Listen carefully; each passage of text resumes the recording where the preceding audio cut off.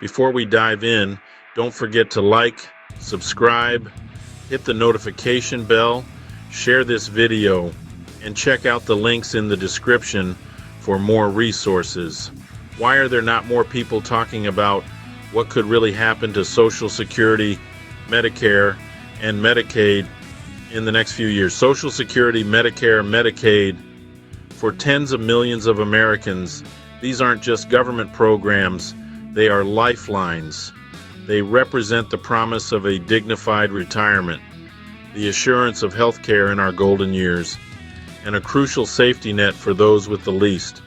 These programs are so deeply woven into the fabric of American society that any potential change sends ripples of anxiety across the entire nation, affecting families from coast to coast. With the 2024 election cycle now in the rearview mirror and Donald Trump poised for a potential return to the Oval Office in 2025, one of the most pressing questions on everyone's mind is what a second Trump administration could mean for these foundational pillars of our social contract. It's a question that goes beyond partisan politics. The stakes could not be higher. These three programs combined account for nearly half of all federal spending, making them a constant focus for policymakers looking to balance the nation's budget. The sheer scale of this spending means that any adjustments, no matter how small they seem on paper, can have monumental consequences for real people. A slight change in the retirement age, a minor tweak to eligibility requirements, or a shift in how funding is delivered to states can alter the financial and medical realities for millions. This isn't just an abstract economic debate, it's a deeply personal issue that touches retirees, people with disabilities, low-income families, and every single taxpayer who contributes to the system. The conversation surrounding these entitlement programs is often filled with a confusing mix of political rhetoric, complex policy jargon, and dire warnings.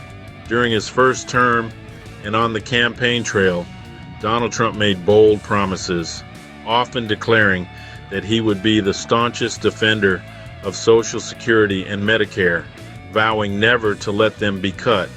He has frequently criticized other politicians, including some within his own party, for even suggesting reforms that might reduce benefits.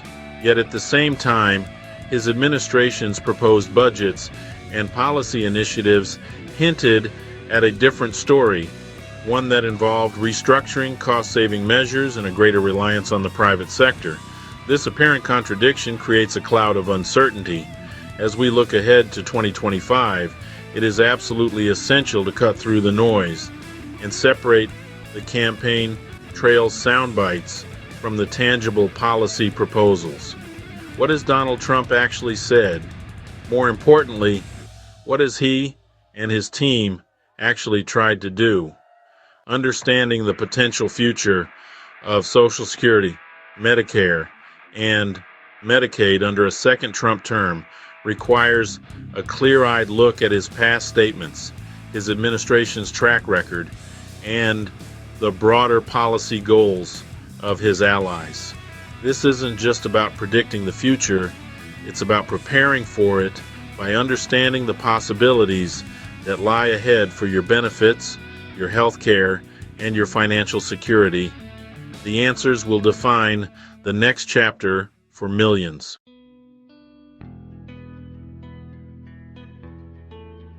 To truly grasp the weight of the coming policy debates, we have to start with a quick refresher on why these programs matter so profoundly. Let's begin with Social Security. Established during the Great Depression, it was designed to be a fundamental safety net, a promise that, after a lifetime of hard work, Americans would not be cast into poverty in their old age. Today, it provides monthly income to over 67 million people, including retirees, individuals with disabilities, and the surviving family members of deceased workers. For many seniors, their Social Security check isn't just supplemental income, it is their primary source of funds for housing, food, and medicine, making up the majority of their budget. Then there is Medicare, the nation's health insurance program for people aged 65 or older, as well as for some younger people with long-term disabilities. Before Medicare was signed into law in 1965, nearly half of all American seniors had no health insurance, leaving them vulnerable to financial ruin from a single major illness or accident. Today, Medicare provides essential health coverage to more than 66 million beneficiaries, ensuring access to doctors, hospitals, and prescription drugs. It has transformed what it means to grow old in America, providing a level of health security that was once unimaginable, and allowing seniors to live longer, healthier, and more independent lives. Finally, we have Medicaid, a joint federal and state program that provides health assistance to over 80 million low-income individuals and families. This includes children, pregnant women, parents, seniors, and individuals with disabilities. Medicaid serves a different but equally vital purpose. It is the nation's largest single source of health coverage, acting as a critical safety net that catches people when they fall on hard times. It covers everything from routine checkups for kids to long-term care for elderly parents in nursing homes, ensuring that the most vulnerable among us have access to the medical care they need to survive and hopefully to thrive. Together, these three programs form an interconnected system of support that touches nearly every American family at some point in their lives. Whether you are a young worker paying into Social Security with the hope of a secure retirement, a parent whose child is covered by Medicaid, or a senior relying on Medicare for your health needs, your life is shaped by these policies. They are more than just lines in the federal budget. They are the embodiment of a national commitment to shared responsibility and collective well-being. That is precisely why the question of their future under any presidential administration, and particularly a potential second Trump term, is not just a political story, it's a story about the future of America itself.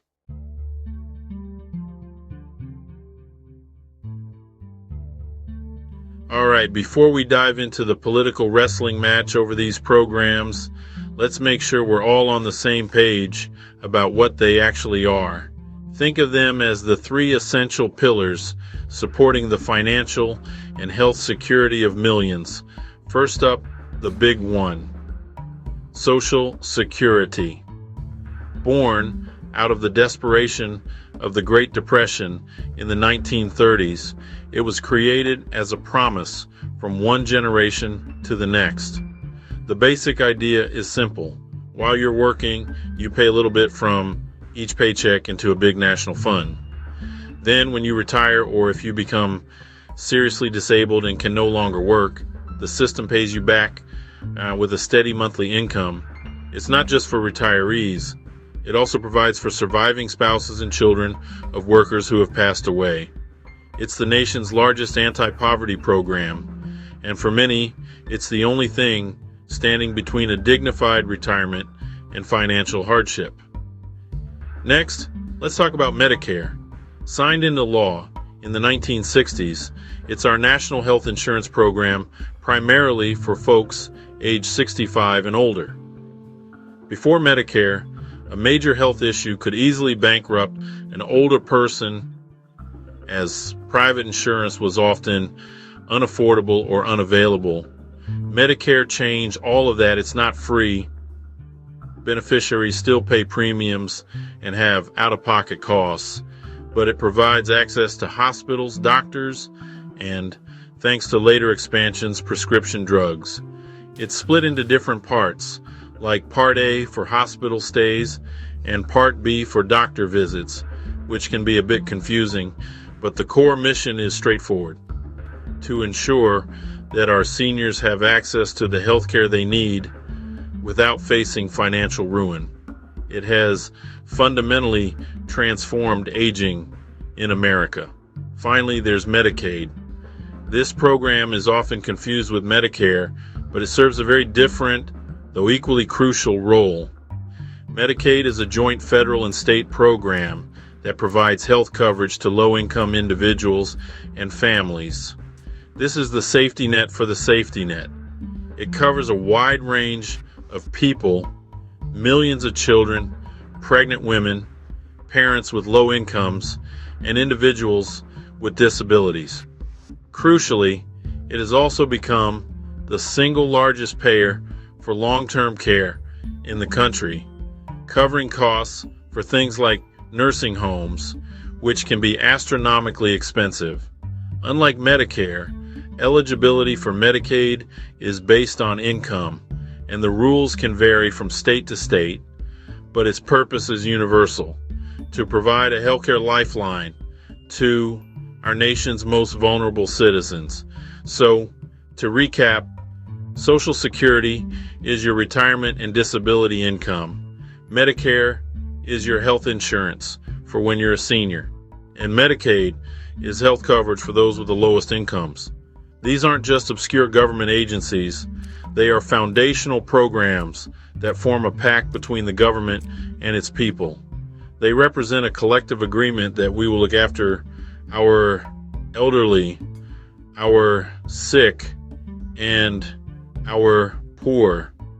Understanding this basic framework is absolutely critical, because when politicians start talking about reforms, adjustments, or fiscal sustainability, these are the lifelines they're talking about changing. And any change, big or small, has massive real-world consequences for the people who depend on them every single day.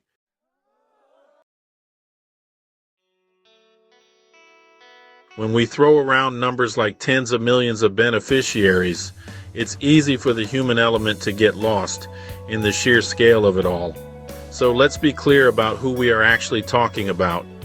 The people who rely on Social Security are your grandparents, your parents, and one day, you. We're talking about the retired mechanic down the street who relies on that monthly check to pay his property taxes and buy groceries. We're talking about the 55-year-old construction worker who suffered a debilitating back injury and now depends on Social Security disability insurance to keep a roof over his family's head. And we're talking about the widow whose husband worked his whole life and now his survivor. Benefits are what allow her to stay in her home. These aren't abstract statistics. They are our neighbors and our family members.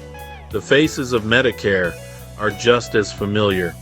Think of the 67-year-old grandmother who just had a successful knee replacement, a procedure that would have been financially impossible for her without Medicare Part A covering the hospital bill. Think of the retired teacher who manages his diabetes with insulin and medications made affordable through his Medicare Part D prescription drug plan. These are the people who planned, saved, and worked for decades, paying into the system with the understanding that it would be there for them when they needed it or most. For them, Medicare isn't a political football. It's the difference between a healthy, active retirement and one plagued by constant worry over medical bills. It's the freedom to see a doctor without first checking your bank account. And who relies on Medicaid? The answer is a much broader group of people than many realize. It's the single mother working 2 minimum wage jobs whose children get their regular checkups and vaccinations because of the Children's Health Insurance Program, which is part of Medicaid. It's the veteran with a disability who needs daily assistance that is covered by Medicaid's long-term care services. It's also the middle-class family whose elderly parent has Alzheimer's and has spent their life savings now relying on Medicaid to pay for the staggering cost of nursing home care. Medicaid is the quiet, often invisible program that supports the most vulnerable stages of life, from infancy to old age, for those with the fewest resources. So when we discuss the future of these programs under a potential second Trump administration, or any administration for that matter, it's vital to remember these faces. The debate isn't about balancing a spreadsheet in Washington, D.C. It's about the stability, health, and dignity of more than 100 million Americans. Every proposed cut, every new eligibility rule, and every structural reform has a direct and immediate impact on these individuals. Their stories are the real stakes in this conversation. They are the reason this topic matters so much. And they are the people who will feel the consequences of the decisions made in the years to come. The future of these programs is their future.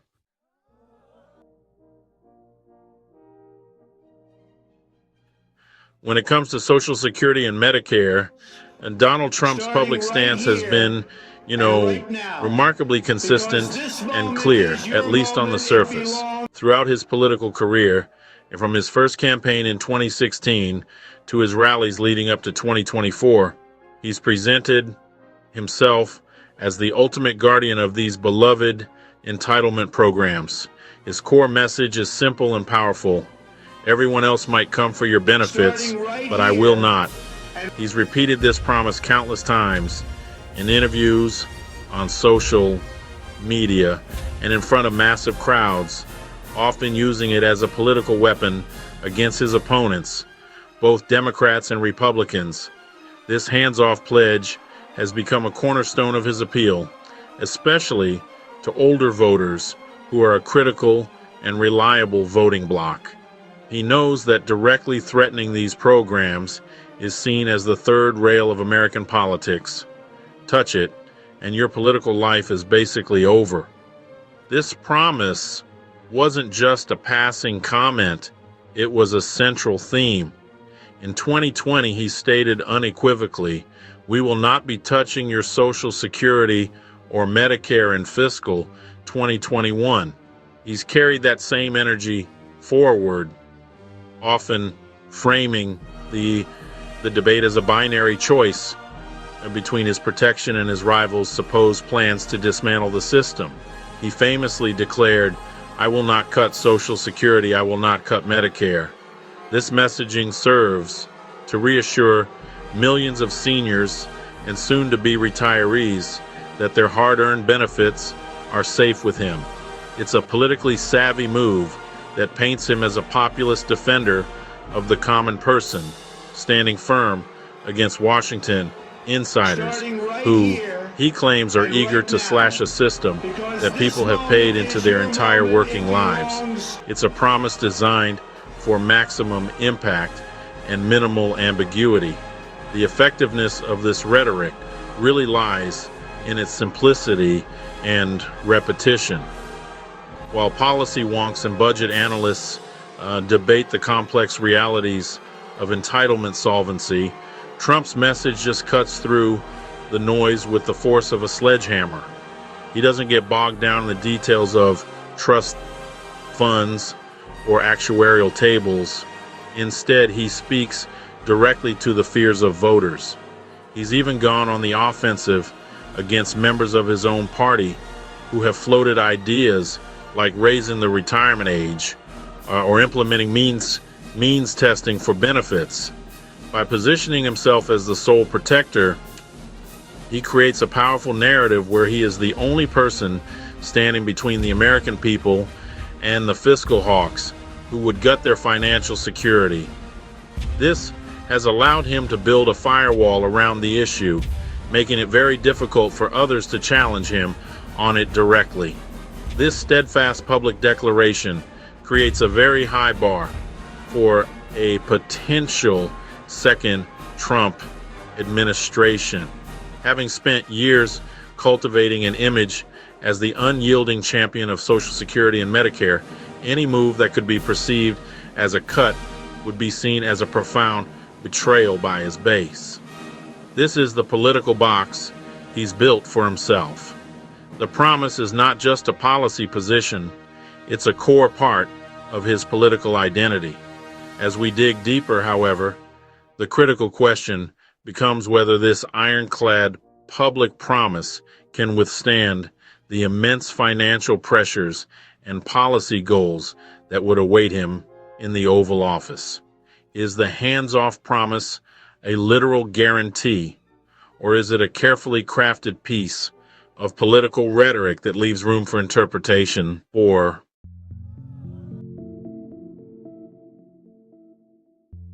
while Donald Trump's top-line message of no cuts is loud and clear, the story gets honestly way more nuanced when you start listening to the quieter conversations and reading the fine print.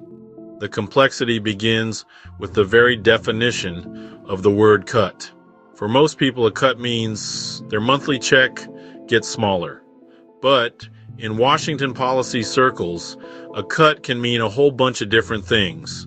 It could mean slowing the rate of growth for benefits, changing the formula used to calculate cost of living adjustments, raising the full retirement age, or tightening eligibility requirements.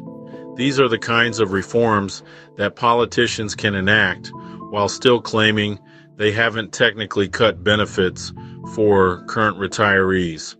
This is where the wiggle room in Trump's promise really starts to show, creating a gap between rhetoric and potential reality. In a March 2024 interview, this ambiguity came to the forefront. When pressed on the long-term financial health of Social Security and other entitlements, Trump suggested that there is a lot you can do in terms of entitlements, in terms of cutting. He quickly followed up by clarifying he was referring to cutting waste and rooting out theft and bad management, not altering the programs themselves. This moment was pretty revealing. It signaled that while the core promise of protecting benefits remains, his administration might look for savings around the edges. This could open the door to policy changes that, while not direct benefit reductions, could have a significant impact on the program's funding and the people who depend on them. The focus on waste is a classic political strategy to justify spending reductions without appearing to harm beneficiaries. Furthermore, we have to consider the ideas of the policy advisors and allies who would likely populate a second Trump administration.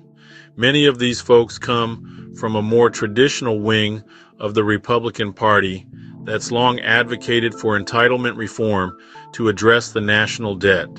They talk about turning Medicaid into block grants for states, expanding private Medicare Advantage plans, and exploring different ways to ensure the long-term solvency of Social Security. While Trump himself may avoid using this language, the people tasked with writing his budgets and crafting his policies almost certainly will.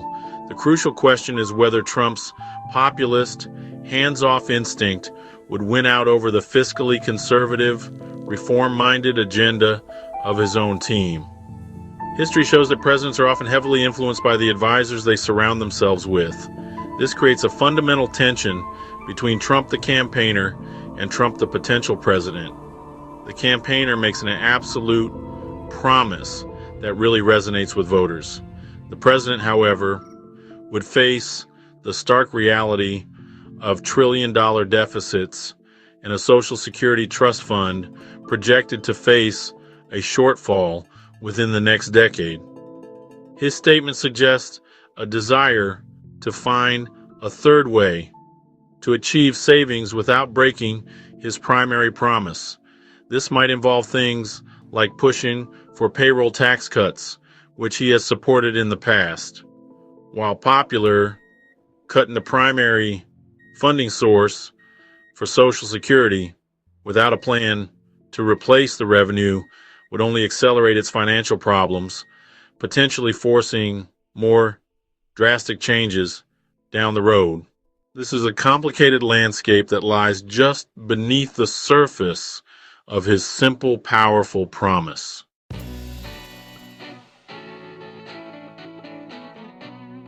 The conversation around Trump's intentions isn't just about what he says, but also about the political environment in which he says it. The debate over Social Security and Medicare has become a brutal war of words, where every statement is amplified, scrutinized, and, honestly, often weaponized by the opposing side.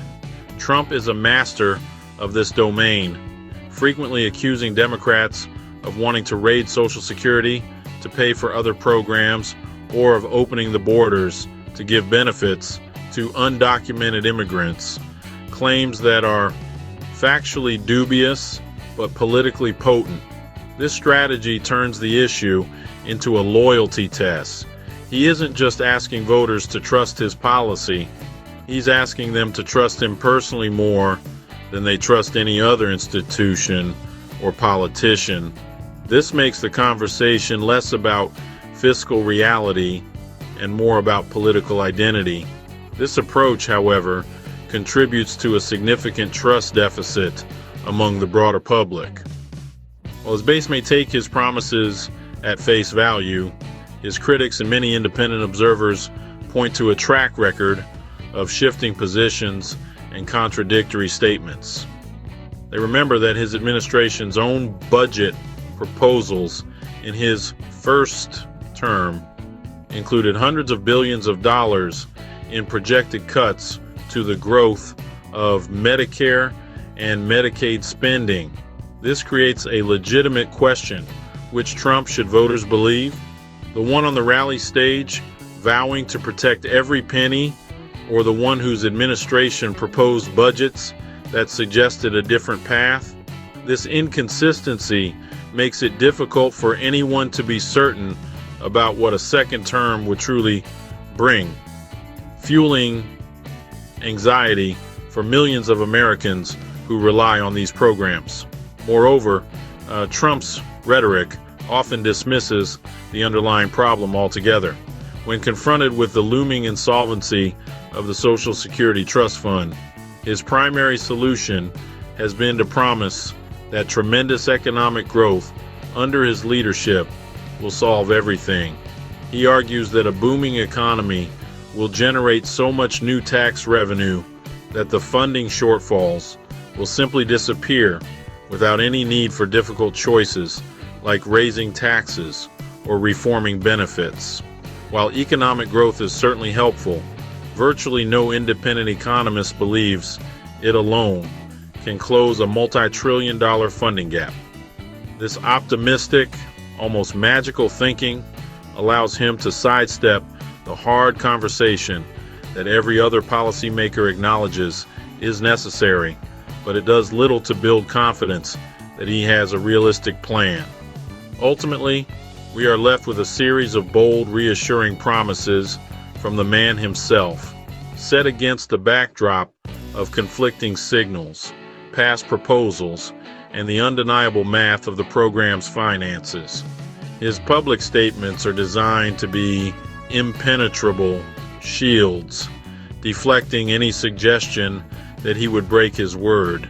But the nature of the challenge facing Social Security and Medicare will require more than just promises. It will require a concrete plan. To date, that plan has not been articulated. This leaves American voters in a difficult position, forced to choose between the comfort of a simple promise and the uncertainty of what happens when that promise collides with the hard, cold reality of governing. The trust you place in his words is the ultimate variable.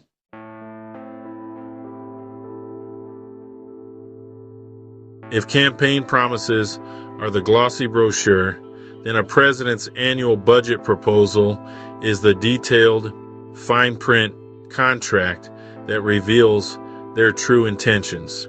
While Donald Trump was publicly vowing to protect Social Security and Medicare. The budgets released by his White House told a more complex, and for some folks, a more alarming story. These were not just abstract documents. They were concrete policy blueprints that outlined the administration's fiscal priorities. Year after year, these budgets proposed significant changes to the spending trajectory of major entitlement programs. While they never became law, thanks to a divided Congress and, honestly, the sheer political difficulty of passing such reforms, they provide the clearest window into the thinking and goals of the Trump policy team. They show us what they would have done if they had been given the chance. Let's get specific for a moment. The Trump administration's budget proposals called for hundreds of billions of dollars in spending reductions for Medicare over a decade. Now, it's important to understand the language here. These weren't typically cuts to existing benefits for current seniors. Instead, they were proposals to slow the future growth of the program. This was to be achieved by targeting payments to hospitals and other healthcare providers, as well as by promoting structural changes designed to curb costs over the long term. For Social Security, the budgets largely left the retirement program untouched, but they repeatedly targeted the Social Security Disability Insurance, or SSDI program, proposing reforms aimed at tightening eligibility and encouraging recipients to return to the workforce. These were not minor tweaks. They were substantial policy shifts. The budgets also took direct aim at Medicaid.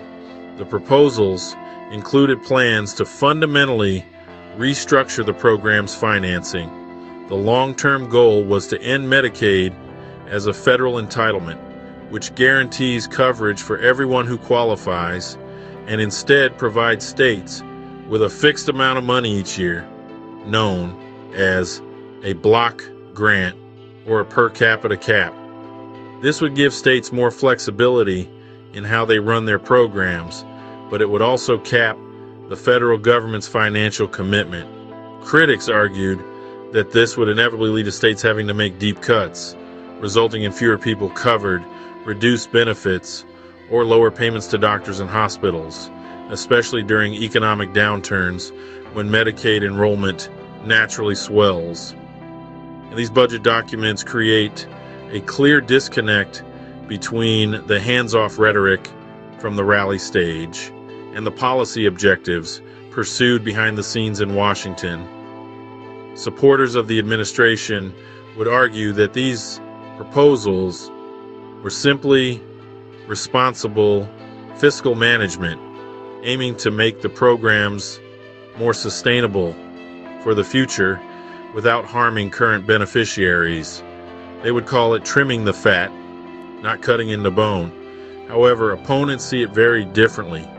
They view these proposed changes as a direct assault on the nation's social safety net, a backdoor attempt to achieve long-held conservative goals of shrinking government by starving these essential programs of the funding they need to keep up with a growing and aging population.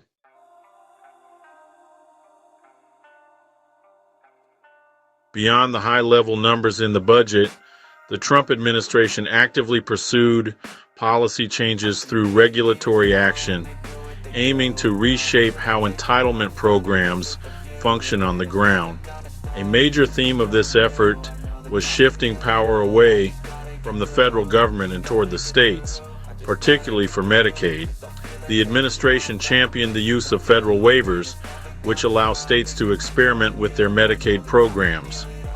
A key and highly controversial example was the push to allow states to impose work requirements as a condition for able-bodied adults to receive Medicaid coverage.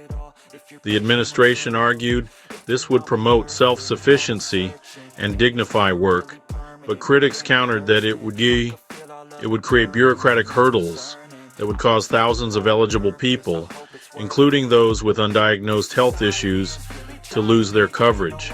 This philosophy of decentralization was a core tenet of their approach, The idea of block grants, mentioned in the budget proposals, was the ultimate expression of this goal. By sending a fixed sum of money to states for Medicaid, the federal government would largely wash its hands of the details, leaving governors and state legislatures to decide who gets covered and what services are included. Proponents hailed this as a victory for state innovation and local control, allowing states to design programs that best fit their unique populations.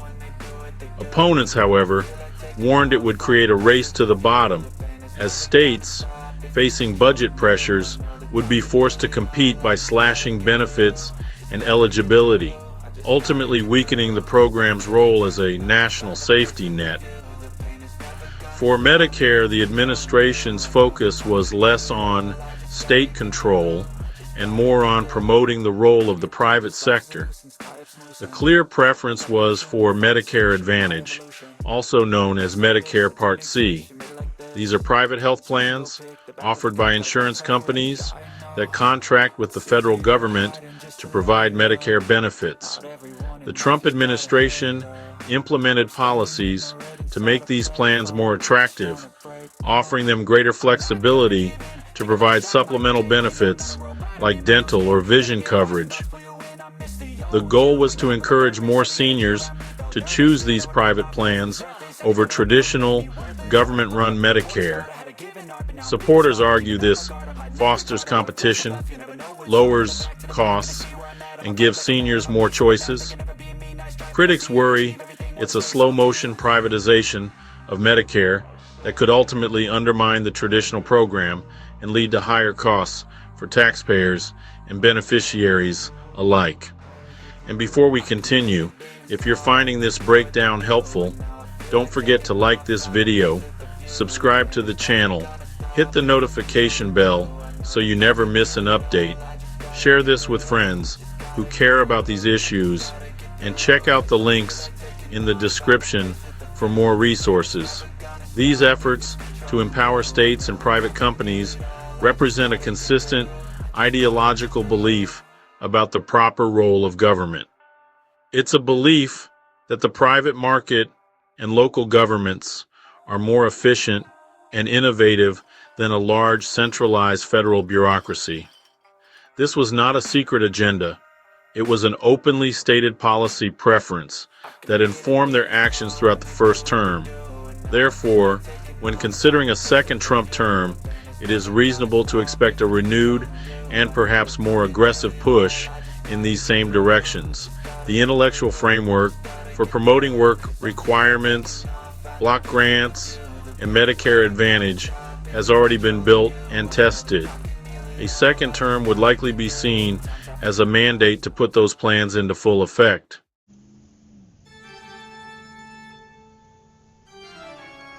Perhaps the most significant policy action of the Trump administration, with long-term consequences for entitlement programs, was not a direct reform at all, but rather the Tax Cuts and Jobs Act of 2017. This landmark piece of legislation enacted massive tax cuts, primarily for corporations and high-income earners. While the law itself did not touch Social Security or Medicare benefits, its impact on the federal budget is a critical part of this story. By significantly reducing the amount of revenue flowing into the U.S. Treasury, the tax cuts added trillions of dollars to the national debt. This, in turn, intensifies the pressure on the spending side of the ledger, making large programs like Social Security, Medicare, and Medicaid even bigger targets for future cuts. Think of it this way: if you deliberately reduce your household income, you'll eventually be forced to make tough decisions about your spending. The same logic applies to the federal government. By championing tax cuts as the primary tool for economic growth, the administration created a fiscal environment where future calls for entitlement reform become not just an ideological preference, but a mathematical necessity in the eyes of fiscal conservatives. This two-step strategy, cut taxes first, then use the resulting deficits to argue for spending cuts later, is a classic playbook for those who wish to shrink the size and scope of government. It allows politicians to avoid leaving their fingerprints directly on benefit cuts, instead blaming the national debt for forcing their hand. Furthermore, during the COVID-19 pandemic, Trump floated the idea of a permanent payroll tax cut. The payroll tax is the dedicated funding stream for Social Security and part of Medicare, while a temporary payroll tax holiday was enacted to provide economic relief. A permanent cut would have been a direct blow to the financial foundation of these programs. Without a plan to replace the lost revenue from another source, a payroll tax cut would dramatically accelerate the date when the Social Security trust funds run out of money. While he ultimately backed away from making it permanent, his willingness to propose it shows a transactional view of the program's funding, seeing it as a pot of money that can be used for short-term economic stimulus rather than a protected long-term trust. This indirect approach is arguably the most subtle yet most profound threat to the long-term health of Social Security and Medicare. It sidesteps the politically toxic debate over cutting benefits directly and instead focuses on policies that make the programs harder to sustain. A second Trump term would likely see a continuation of this philosophy. He has already promised to make the 2017 tax cuts, many of which are set to expire, permanent.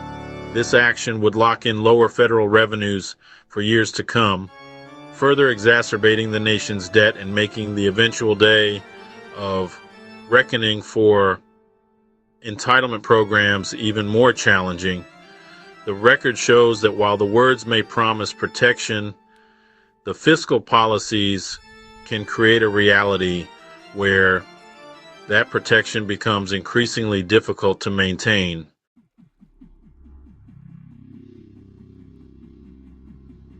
Now we arrive at the giant unavoidable elephant in the room, a problem that no president, regardless of their political party or promises, can simply wish away. The Social Security Trust Fund is facing a serious long-term shortfall. This isn't a political scare tactic. It is a demographic and mathematical reality confirmed year after year by the program's own trustees and the nonpartisan Congressional Budget Office. Here's the simple version. For decades, Social Security collected more in payroll taxes than it paid out in benefits. This surplus was saved in a trust fund, which now holds trillions of dollars in U.S. Treasury bonds. However, with baby boomers retiring in record numbers and people generally living longer, the system has reached a tipping point where it is beginning to pay out more than it takes in. This means the program has started to redeem those bonds from its trust fund to cover the gap and ensure every retiree gets their full promised benefit check on time. But that fund is not a bottomless piggy bank. Current projections estimate that if Congress does nothing, the combined trust funds for Social Security's retirement and disability programs will be depleted sometime in the early to mid-2030s. It is absolutely critical to understand what this means. It does mean Social Security will be bankrupt or stop paying benefits entirely. The program will continue to collect payroll taxes from current workers, and that ongoing revenue will still be enough to pay a substantial portion, but not all, of the promised benefits. The current estimate is that it could cover somewhere around 80% of scheduled payments.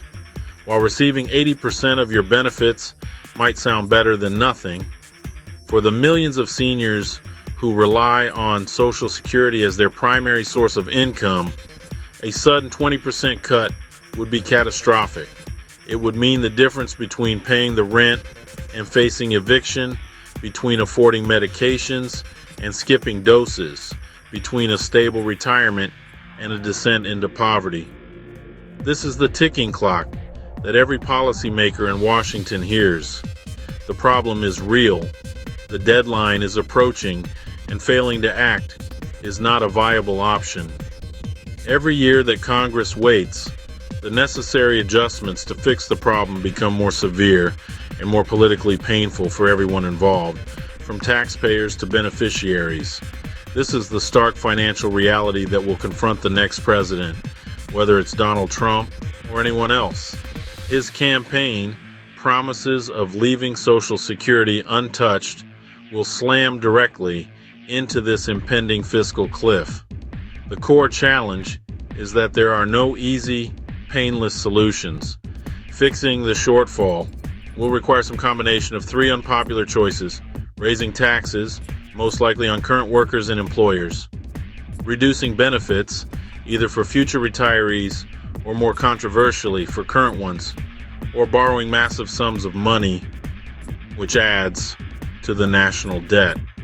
This is the brutal math that any serious plan must address, and it's a conversation that Trump has so far largely avoided having in any specific detail.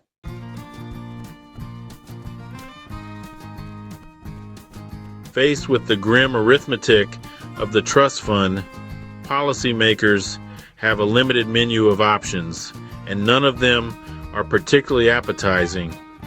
The first and most straightforward path, often favored by Democrats, is to increase revenue. This could be done by raising the full retirement age, which has been done before, or by increasing the payroll tax rate by a percentage point or two. Another popular idea is to raise the cap on earnings subject to the Social Security tax.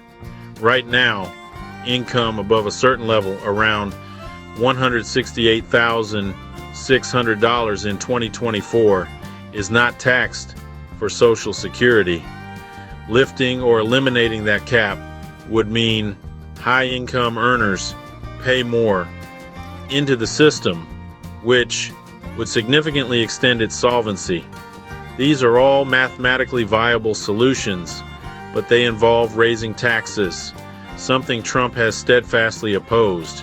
The second path, generally preferred by fiscal conservatives, is to reduce spending by trimming benefits.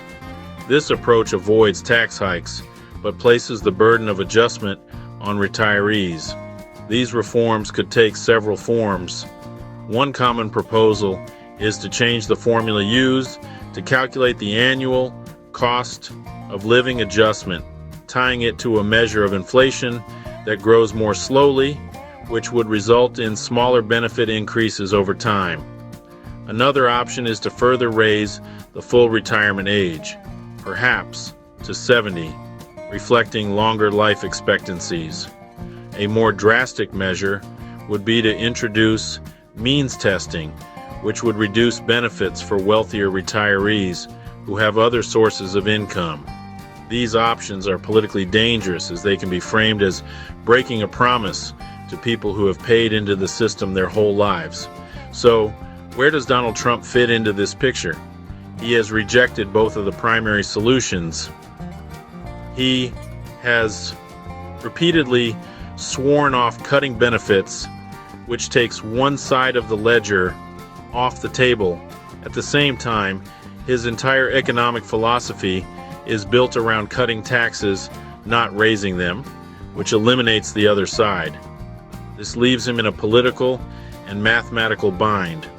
When pressed on how he would solve the problem, his answer has consistently been a detour from the hard choices. He instead points to a fourth, more speculative solution: supercharge economic growth.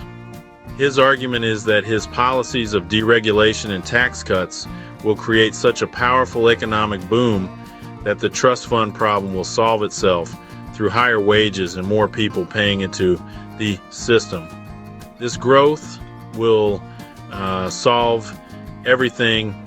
Argument is appealing because it promises a painless fix, but it is met with deep skepticism by nearly all economists and budget experts. While a stronger economy certainly helps the program's finances. The scale of the projected growth needed to single-handedly close the multi-trillion-dollar shortfall is far beyond any credible forecast. It allows him to sidestep the politically toxic trade-offs that are actually on the table. By refusing to engage with the real choices of raising revenue or adjusting benefits, Trump has not yet presented a concrete, workable plan to ensure the long-term solvency of the program. This leaves a massive question mark over what would actually happen if his economic growth projections fall short and the trust fund's depletion date continues to draw closer.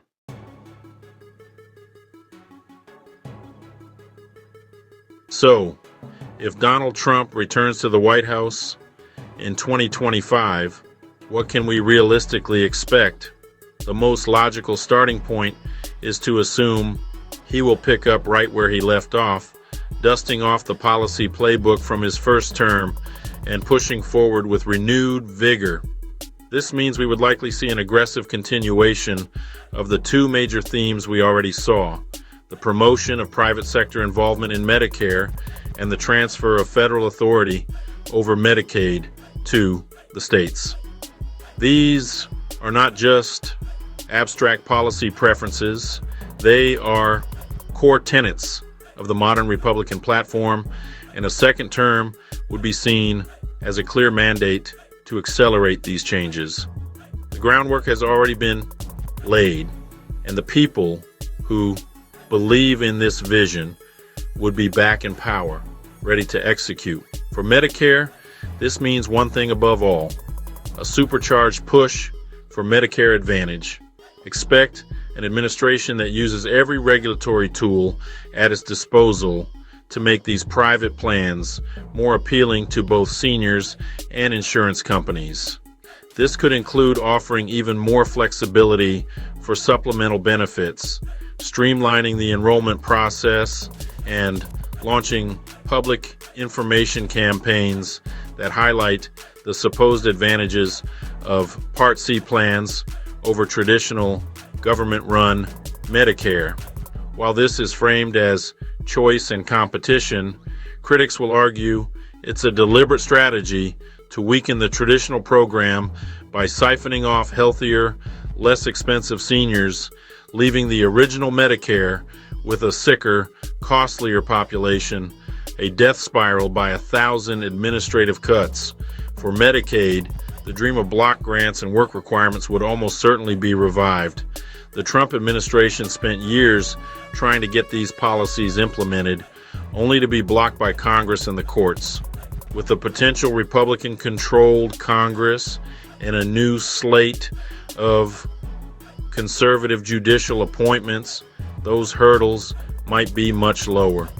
The push to turn Medicaid from a federal guarantee into a fixed pot of money for states would be front and center. This would fundamentally alter the nature of the program, transforming it from a national safety net into a patchwork of 50 different systems with varying levels of generosity. The debate would reignite over whether this empowers states to innovate or simply empowers them to make deep, painful cuts to benefits and eligibility. In essence, a second Trump term would likely see a concerted effort to reshape these programs at a structural level. The strategy would be to avoid the political suicide of direct benefit cuts, which Trump has promised not to do, and instead change how the programs are administered. It's a more subtle approach, but one with equally profound consequences. The goal would be to move the system toward a model that relies more heavily on private markets and state-level decision-making. Supporters would call this modernization and fiscal responsibility. Opponents would call it a backdoor privatization and a dismantling of the federal commitment to the health and security of its most vulnerable citizens.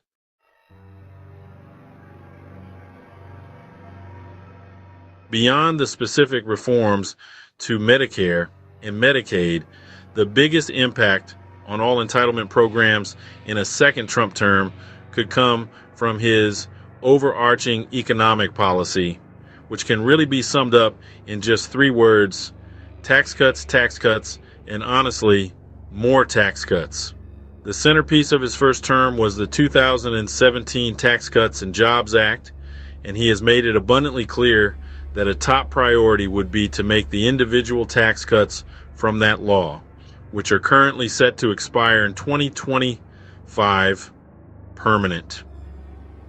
Doing so would prevent a tax hike on many families, but it would also lock in trillions of dollars in lower federal revenue over the next decade, basically pouring more gasoline on the fire of the national debt. This sets up an unavoidable collision course with the reality of entitlement spending. As we've discussed, Social Security and Medicare are already on an unsustainable path. Making the tax cuts permanent would be like flooring the accelerator in a car that's already heading toward a fiscal cliff. The resulting explosion in the national debt would dramatically intensify the pressure on Congress to do something about government spending. And when policymakers go looking for places to cut, their eyes inevitably land on the biggest programs: Social Security, Medicare, and Medicaid. It creates a political feedback loop: cut taxes, create huge deficits, and then use those deficits as the justification for cutting the very programs your base relies on.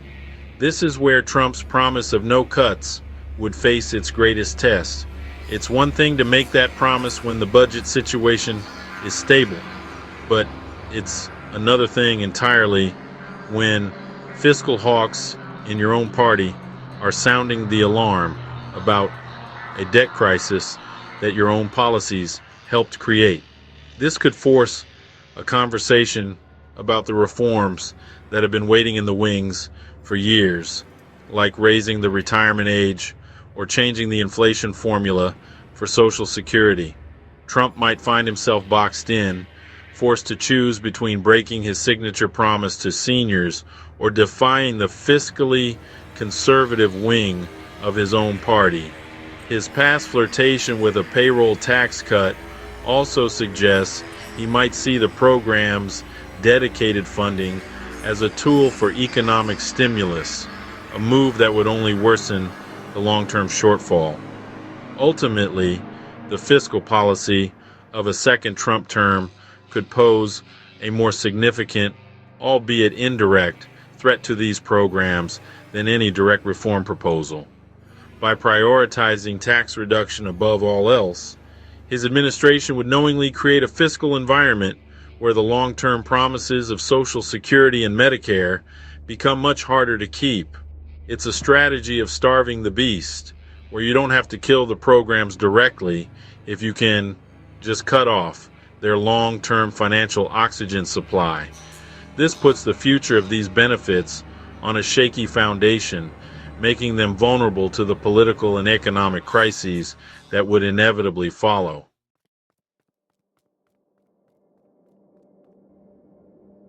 In any administration, but especially in a Trump administration, the old Washington adage that personnel is policy rings profoundly true. The ultimate direction of Social Security, Medicare, and Medicaid would depend heavily on who he chooses to appoint to key cabinet positions and as senior White House advisors. Would he surround himself with populist loyalists who share his hands-off view of entitlements, or would he fill his administration with seasoned policy experts and fiscal conservatives from think tanks that have spent decades developing plans for entitlement reform? The answer to that question could be the single most important factor in determining the future of these programs. A second term would likely feature fewer constraints and more loyalists in key roles. Think about the heads of the Department of Health and Human Services, the Office of Management and Budget, and the Social Security Administration. These are the people who will write the regulations, draft the budgets, and manage the day-to-day operations of the programs that millions of Americans rely on. If these positions are filled with individuals who believe in block granting Medicaid, aggressively expanding Medicare Advantage, and tightening the eligibility rules for Social Security disability insurance, then we can expect policy to move swiftly in that direction, regardless of the president's top-line campaign rhetoric. These appointees would have the power to enact significant changes through administrative action, often without needing new laws from Congress. Furthermore, a second Trump term would likely see a new wave of judicial appointments. The ideological makeup of the federal courts, and ultimately the Supreme Court, plays a crucial role in the fate of these programs. Legal challenges to administrative actions, such as the implementation of work requirements for Medicaid or changes to Medicare payment rules, are common. An administration backed by a judiciary that is sympathetic to its views on federal power and regulation would face far fewer obstacles in implementing its agenda. This is a long-term structural change that could shape the legal landscape for these programs for decades to come, making it easier for future administrations to pursue similar reforms. This is the ultimate wild card. Donald Trump is known for valuing personal loyalty, but his policy instincts can sometimes be at odds with the mainstream conservative movement. The cabinet and advisors he assembles for a second term will be a reflection of which instinct wins out. Will it be the populist protector of benefits, or the CEO president who empowers his team of reformers to tackle the national debt by restructuring the government's biggest promises? The tension between these two potential paths creates a profound sense of uncertainty. Watching who gets the key jobs in a second Trump administration will be the clearest signal of the true direction he intends to take.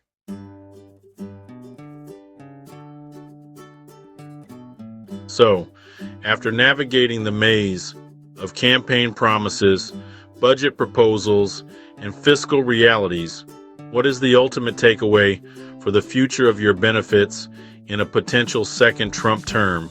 The bottom line is this: while direct, explicit cuts to your monthly Social Security check or your core Medicare benefits are politically toxic and therefore unlikely, the ground beneath these programs is almost certain to shift. A Trump administration would likely avoid the political dynamite of slashing benefits for current retirees. Instead, the focus will be on structural reforms, administrative changes, and policy shifts that could reshape these programs for generations to come. This is not a story about your benefits disappearing overnight, but rather one about them being fundamentally altered over time, often in ways that are subtle yet profoundly significant. You can expect a relentless push toward a system that favors private sector solutions and state-level control. For Medicare, this means the continued and accelerated promotion of Medicare Advantage plans, framing them as the modern, choice-driven alternative to the traditional government-run program. For Medicaid, it means the likely return of proposals for block grants and work requirements, shifting the financial risk and decision-making power from Washington to the states. These are not just minor administrative tweaks. They represent a deep philosophical belief that the private market and local governments are better equipped to manage this sacred social contract than the federal government. The goal is to change the system from the inside out without ever having to announce a politically unpopular cut. Furthermore, the most significant threat may not even come from health and human services policy, but from fiscal policy. The unwavering commitment to making the 2017 tax cuts permanent will inevitably collide with the mounting pressure of the national debt. This creates a powerful political argument for fiscal discipline, where the massive entitlement programs become the primary targets for spending reductions. By prioritizing tax cuts, the administration creates the very crisis that it can then use to justify the need for entitlement reform. This indirect strategy of starving the beast is a critical piece of the puzzle, as it makes the long-term promises of Social Security and Medicare much more difficult to sustain without significant and likely painful changes down the road.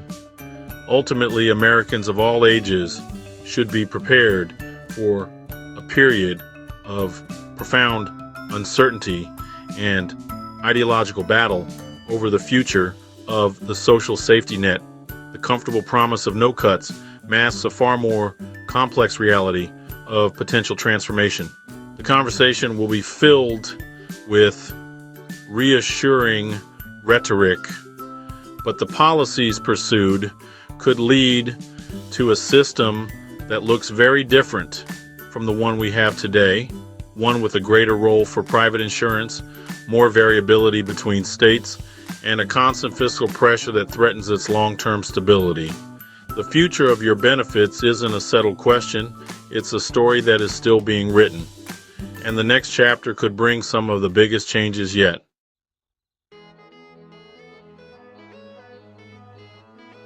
In the face of such high stakes and political complexity, it can be easy to feel powerless, as if these decisions are being made in a distant capital by people who don't understand your life.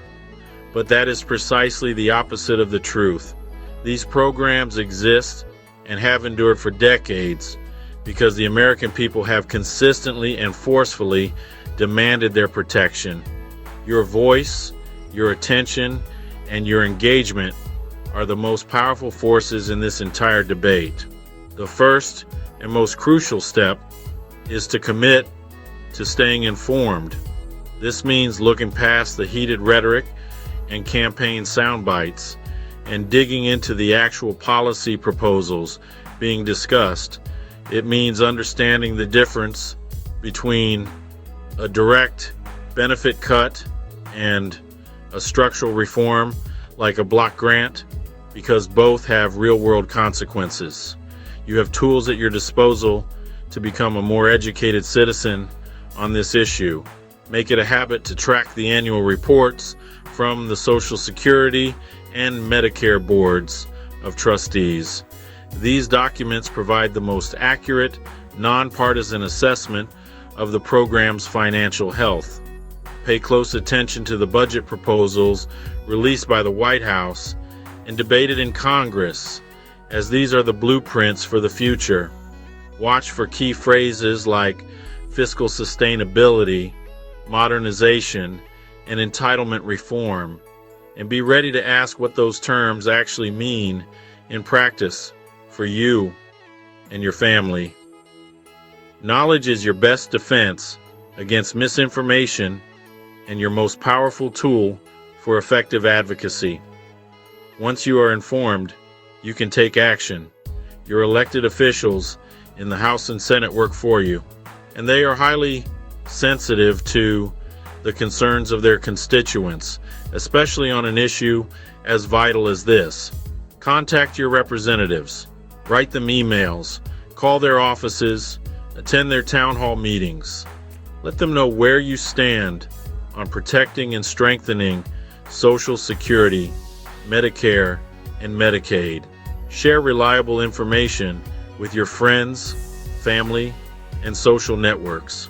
Fostering a community-wide conversation based on facts, not fear, elevates the entire debate and makes it harder for politicians to enact unpopular changes under the radar. Your engagement creates a political cost for breaking promises. Ultimately, the future of these bedrock American programs is not just in the hands of any one president or political party. It rests in the hands of the American people. Whether you are a young worker just starting to pay into the system, a parent relying on Medicaid for your children's health, or a senior living on your Social Security check, you have a stake in this fight. The story of these programs has always been one of collective action and shared responsibility. By staying informed, staying engaged, and making your voice heard, you are not just a spectator in this story. You are one of its most important authors, helping to shape a future where security and dignity are a promise we continue to keep. If you found this video helpful, please like, subscribe, and hit the notification bell so you don't miss future updates. Share this video with friends and family, and be sure to check the links in the description for more resources and ways to stay involved. And if you're looking to take your financial knowledge to the next level, grab a copy of my Kindle book, Get Rich by Investing. As CEO of CRAIGTRADER Companies and an experienced investor with a finance degree, I've packed this book with insights to help any level of investor become better and more professional. Just click the first link in the description to get your copy, and thank you for your support.